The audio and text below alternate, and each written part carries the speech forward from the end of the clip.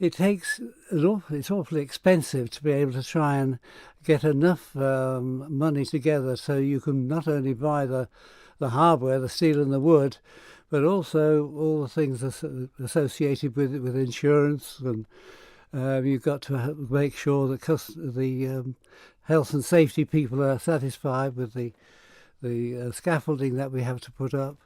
And so we're ready now when we have enough money, given good weather. So we're waiting now until March before we are actually going to change anything out. So we're ordering steel at the moment, and we have, a good 4 weeks to be able to see this steel come through.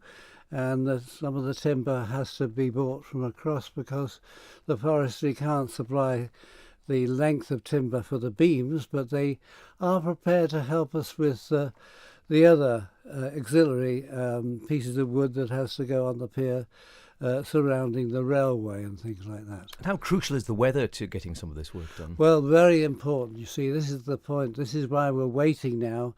We have a window whereby we're saying, well, we could do something, but you never know what the weather's going to be like. And the scaffolders have left their scaffolding in position, but they've taken all their boards up.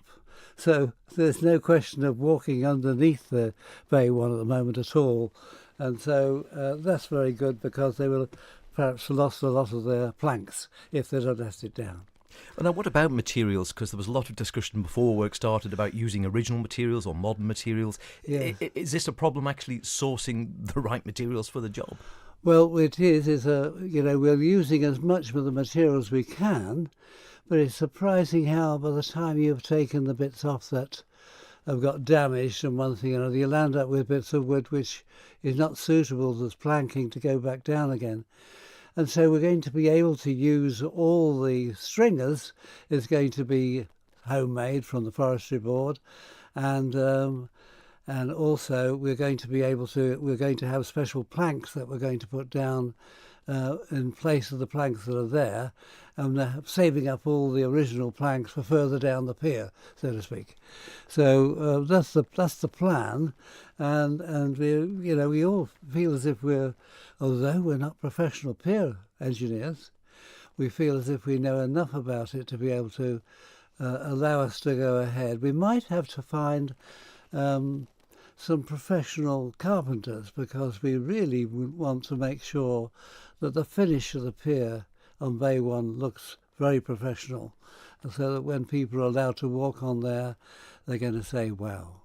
Has any unexpected problems been unearthed yet, as you're saying, preparing for this first section of work in March? Has anything really come up which hadn't been budgeted for, as it were?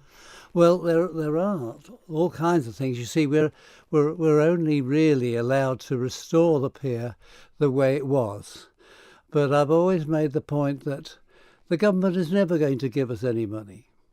Although lots of people still think that they should give us £40,000 a year or something to maintain the pier, I feel very strongly that it should be independent, and that we raise sufficient funds to allowing people on the pier.